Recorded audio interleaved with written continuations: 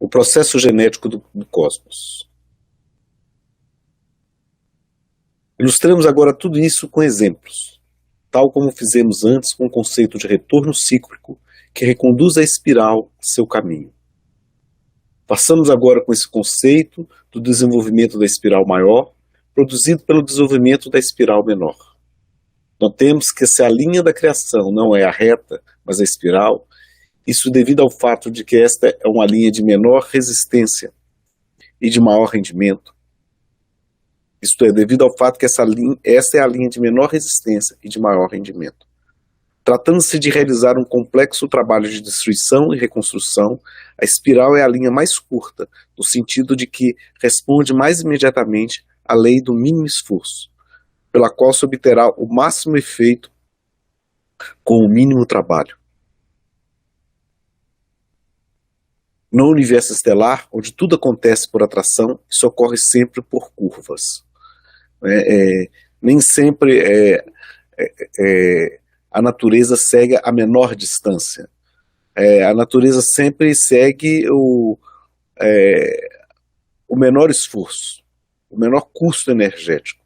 Né? E às vezes o menor custo energético, às vezes não, boa parte das vezes, é uma linha curva e não uma linha reta. Né? Então é isso que ele está chamando a atenção aqui, e isso acontece o tempo todo na natureza. E Paulo Brito, vou até ainda nesse ponto colocar aqui uma reflexão que é na teoria da relatividade. Na proposta por Einstein, ele apresenta uma coisa interessante, que é o seguinte, que é a luz, aliás, quando há uma massa, por exemplo, o Sol, em torno há uma deformação do espaço-tempo. O próprio tecido do espaço-tempo ele é curvo. Então, a luz, ao passar, ela é desviada. Mas, enfim, ela segue um caminho curvo. Mas não é porque a luz ela está sendo encurvada, é porque o próprio espaço ele encurvou. A luz é como se ela estivesse seguindo em um caminho reto. Só que o espaço ele está curvo. É igual assim, a gente vai andar reto, fala assim, não, eu vou andar reto. Só que como a Terra é curva, a gente está fazendo, na verdade, um caminho curvo. É chamada geodésica. É o caminho mais curto, ele é um caminho curvo, sabe? E a gente vê isso também com, por exemplo, se fosse colocar uma sonda para ir para a Lua. A princípio a gente pode pensar assim, opa, segue o caminho reto, né? Vai ali reto até a Lua. Só que isso exigiria muita energia, é um custo muito maior. Então ele vai fazendo esse caminho curvo para se chegar à Lua. Então é o caminho de menor energia. Mas é o caminho maior, é o maior espaço, mas é o de menor custo energético. É, isso mesmo. Ou seja, a natureza, ela, às vezes a gente pensa que a reta é a menor distância, né? Pode ser a menor distância, mas gasta mais tempo, gasta-se mais energia, né? Então,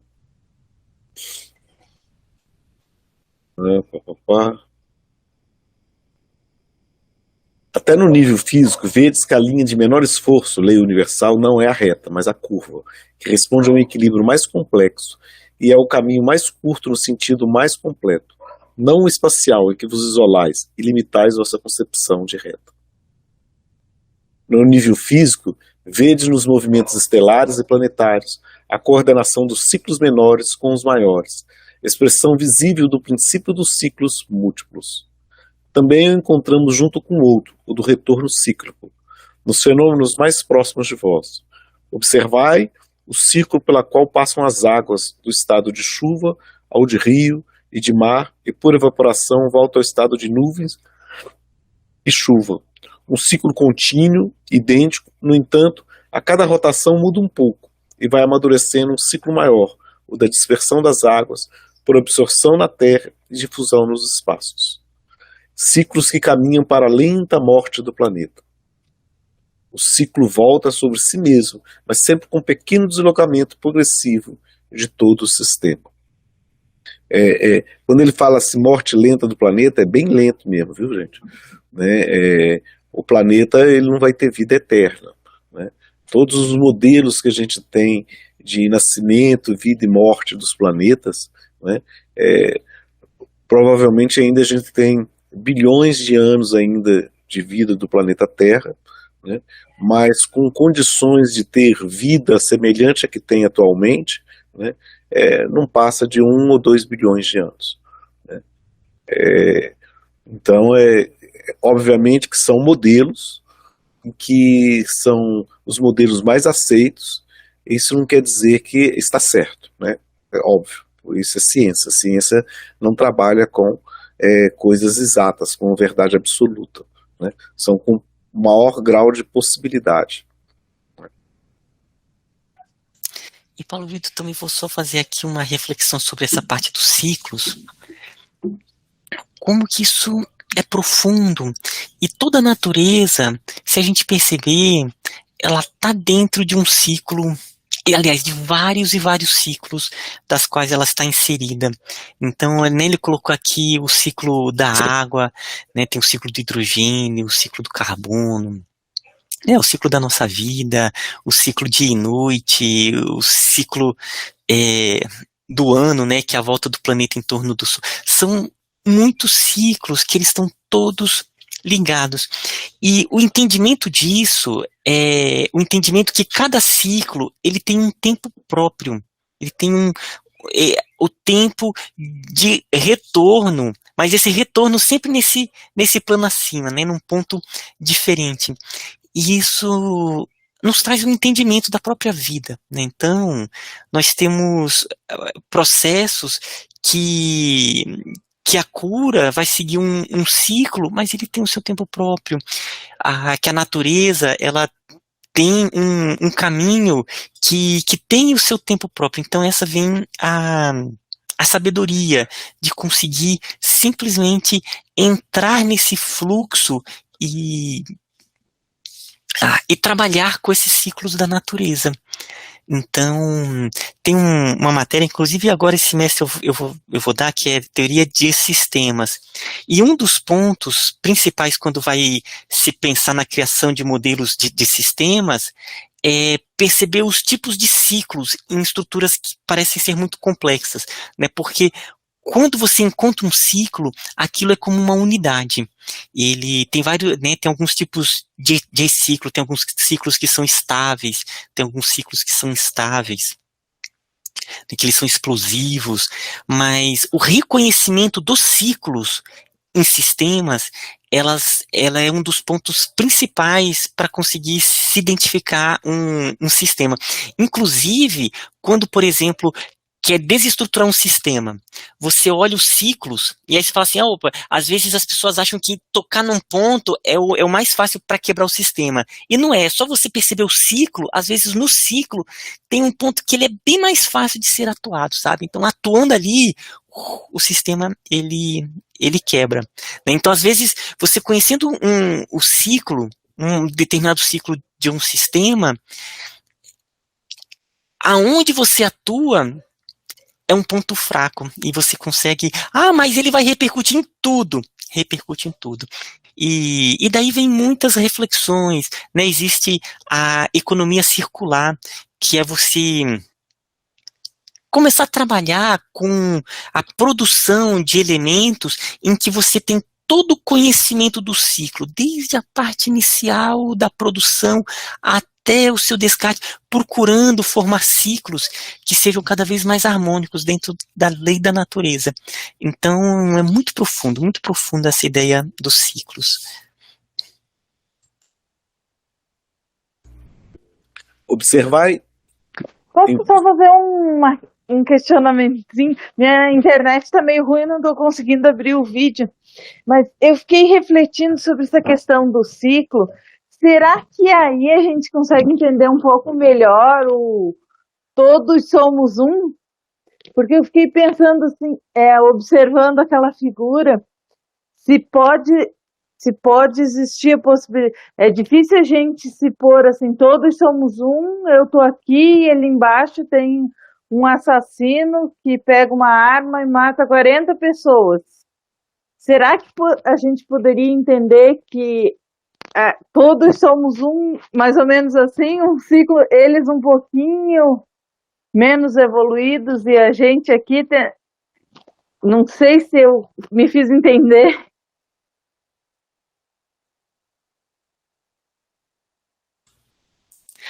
Bom, eu vou colocar a minha percepção, mas aí devem ter muitas e muitas percepções diferentes desse processo.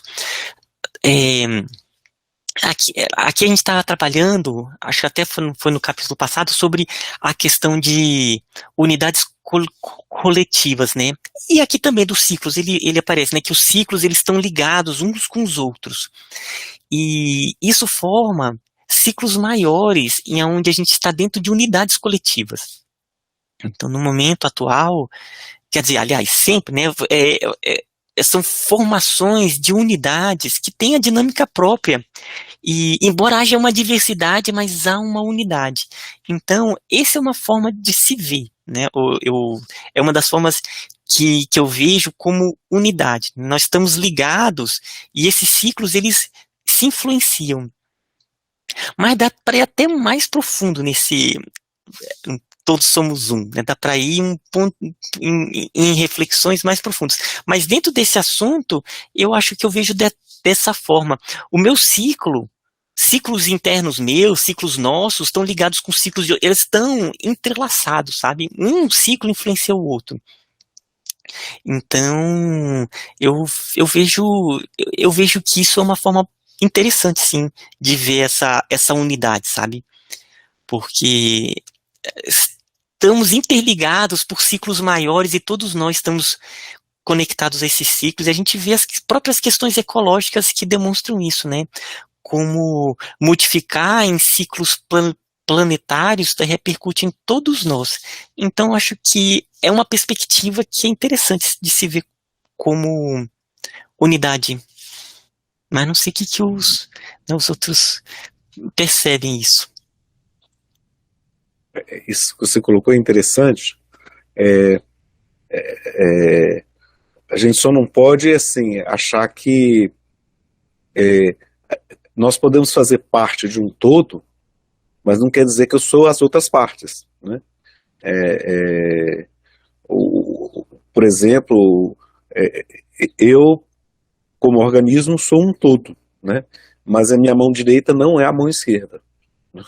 Elas são, como se diz assim, elas só não são independentes porque ela tem um comando superior, né? Mas elas são entidades diferentes, né?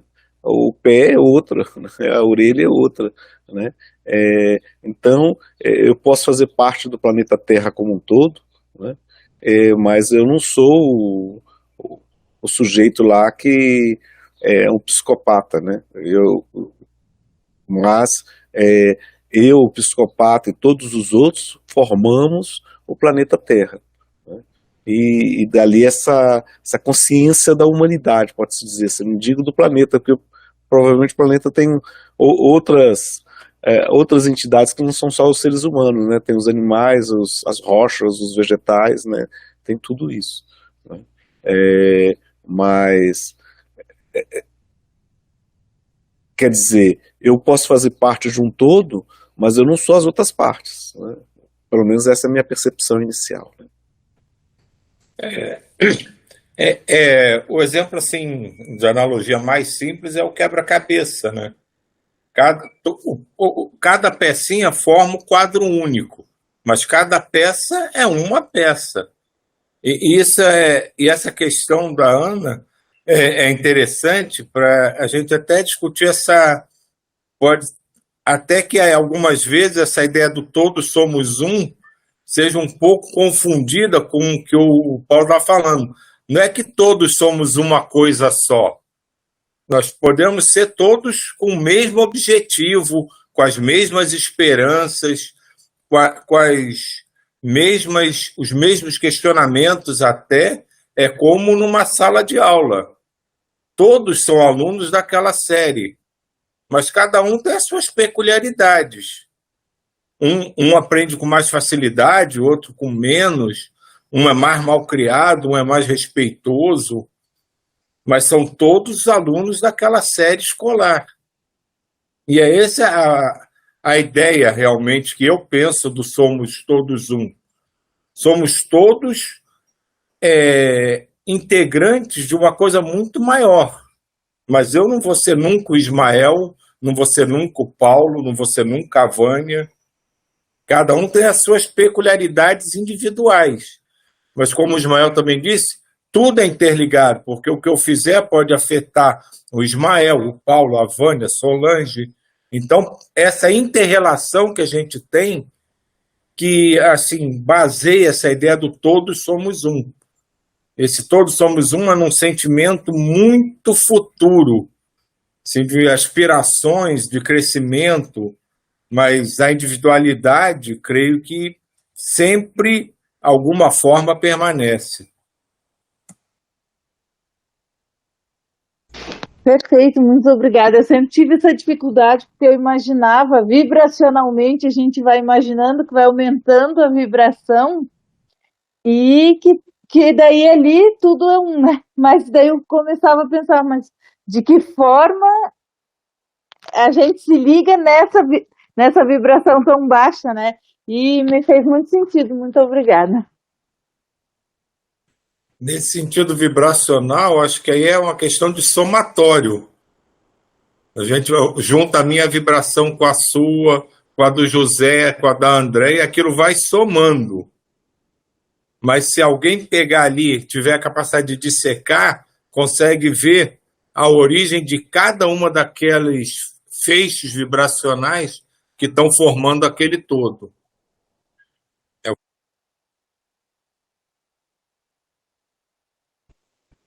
Eu também tenho essa percepção. Continuando aqui então, né?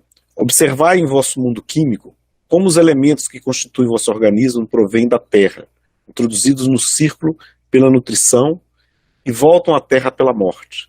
Sempre o mesmo material e o mesmo ciclo, mas que se desloca lentamente ao longo da trajetória do ciclo maior da transformação da espécie.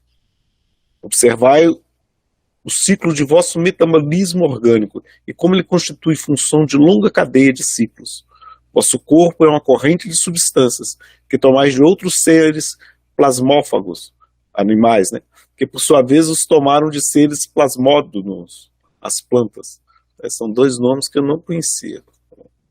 As quais finalmente operam a síntese orgânica das substâncias proteicas do mundo da química inorgânica da Terra e do mundo dinâmico das radiações solares. Deixa eu acabar o parágrafo, pelo menos. Vosso pensamento é um ciclo mais alto que se alimenta dessa cadeia, porque não poderia ele subsistir em vosso cérebro sem a restauração física e dinâmica. Vosso funcionamento psíquico está assim em relação com os processos químicos de vosso organismo, do organismo dos animais do que vos nutris, das plantas do que os animais se alimentam, dos processos químicos da própria matéria, que os processos de síntese vital das plantas são apenas uma consequência. Bem aquela ideia que o Ismael estava colocando, né, de um ciclo alimentando outro ciclo, né? E isso é interessante. Só compartilhar aqui, eu dei uma aula ontem para um grupo de crianças, né? Crianças não, já eram jovens já, e falando sobre viagem espacial, e falando que dentro de um foguete, né, dentro de uma estação espacial, nada é jogado fora, né? Então eu falava assim, então, para onde que vocês acham que vai o xixi que o astronauta faz? Ah, é jogado no espaço. Não, não é jogado no espaço. Ele volta para dentro da nave e ali ele é reciclado, vira água que você vai beber depois. Eca! Eca por quê? Eu falei assim, eca por quê? O que você acha que acontece com o seu xixi que você joga no vaso? Ele vai para a terra, da terra é filtrado, vai para o rio é canalizado para sua caixa d'água que você bebe água. Eca não, isso sempre aconteceu, né? É interessante, aí quando você mostra num ciclo menor, elas têm essa percepção, né? E isso é muito interessante, porque aí cai a ficha para elas, né? dessa parte cíclica, né? E como que lá dentro da nave, da estação orbital, ele tem que pensar nos ciclos que o planeta passa, e ele tem que fazer os microciclos ali dentro ser tão eficientes quanto é no planeta Terra. Bem isso. E Paulo Brito, deixa eu também colocar um exemplo. Tem uma vez que eu estava vendo um estudo nessa parte também de ciclos, e que uns pesquisadores eles estavam fazendo sobre os ciclos orgânicos, né? Eles começaram a perceber que um determinado remédio, por exemplo, que tem que ser dado uma vez por dia, eles começaram a perceber que dependendo do horário em que era ministrado, a assimilação ela é melhor. Então, e aí começou um estudo sobre o ciclo orgânico, qual era o melhor momento para se inserir determinado medicamento. E aí começou a criar uma área, né? Então até baixei uns materiais que eu estava lendo, exatamente por causa desses estudos de sistemas. E aí a ideia é o seguinte, é que, né, no ciclo orgânico tem a gente acha que, né, é o ciclo de 24 horas que fica basicamente idêntico, mas não, né, tem toda uma dinâmica diferente, e dependendo do momento aonde vem aquele remédio, a assimilação é totalmente diferente. Então tem um momento em que ele não é bem assimilado e tem outro que ele é muito bem assimilado. E se isso for conhecido, até a dose do medicamento ela pode ser diminuída, sabe, para ser colocado. Então eles começaram a trabalhar, e aí tem uma área de pesquisa, tem um nome que eu esqueci esse nome, mas eu tenho ainda um material nessa parte de ciclos, que é procurar compreender esses ciclos internos orgânicos para conseguir aumentar a eficiência de processo de cura e também ser para o organismo mais tranquilo, porque você conhecendo isso, você pode colocar uma quantidade bem menor de medicamento, mas naquele momento do ciclo correto que seja melhor assimilado, sabe? Então uma reflexão aí sobre os ciclos orgânicos do nosso ser.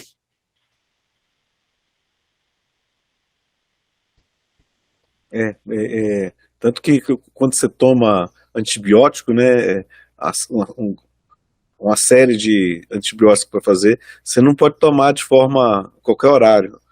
Você tem que tomar 7 cápsulas.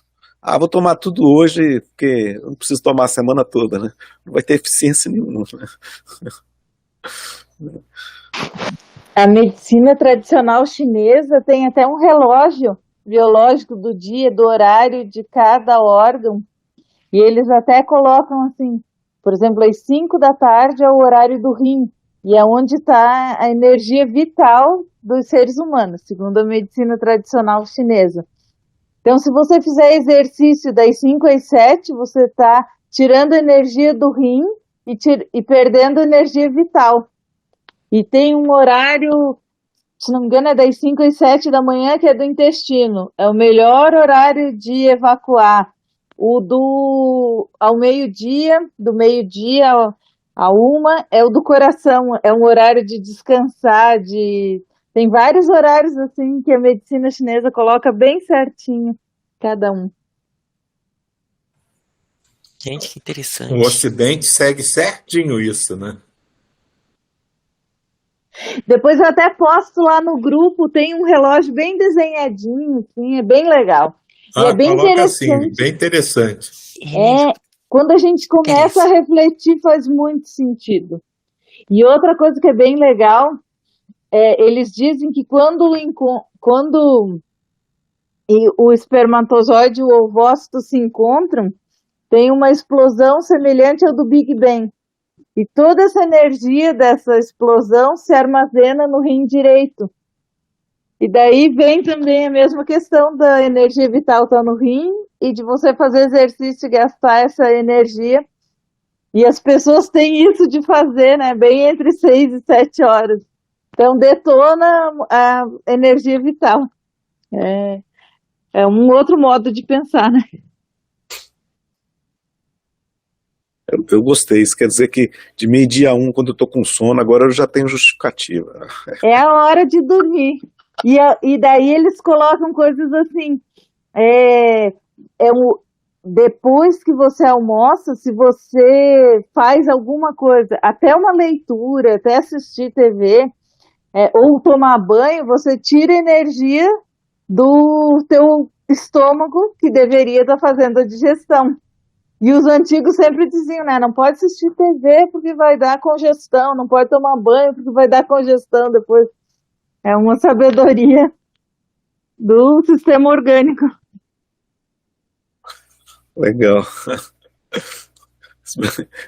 Isso me lembra minha infância, quando eu gostava de ler, ia lendo para a mesa do almoço e minha mãe dizia: você vai morrer de garrolê, menino. De garrar a ler, né? Garrolê. Ai, ai. Ok.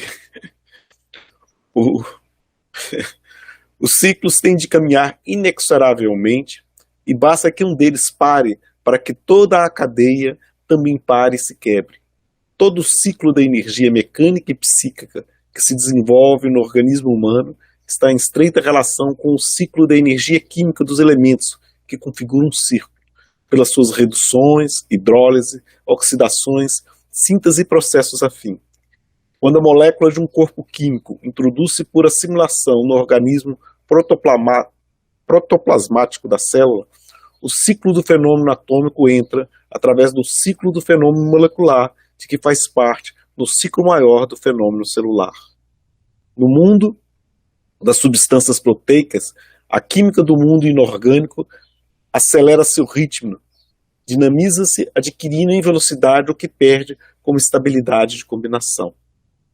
A individuação fenomênica não mais assume um aspecto de êxtase, mas se torna, como veremos melhor depois, uma corrente em que nova química instável e fragílima, de ciclo continuamente aberto, decompõe-se e se recompõe no metabolismo celular, base do recâmbio. Isso ocorre em seus dois momentos, anabólico, da assimilação, e catabólico, da desassimilação, quando atinge os vértices da fase beta, penetrando na fase alfa, porque isso implica e significa uma pequena consciência celular que preside as funções de escolha, base do recâmbio, e mantém na corrente deste a individuação do fenômeno. O finalzinho dele aqui, ele traz informações extremamente curiosas, né, sobre essa questão, que nesse finalzinho aqui existe uma consciência celular, ou uma protoconsciência, né? Isso aqui dá pano pra manga aqui, né? Não é? Se dá. E também tem uma partezinha que, nossa, esse capítulo é bem teoria de sistemas que eu gosto muito. Essa parte anabólica e catabólico, né, assimilação e desassimilação, na teoria de sistemas que procura ver todas essas unidades como um sistema e tem determinados arquétipos, determinados padrões. E todo sistema ele tem a seguinte característica, que ela tem características de assimilação. Ele assimila do seu entorno determinados elementos, existe um processamento, existe uma exteriorização, que é que eles chamam de anabólico e catabólico.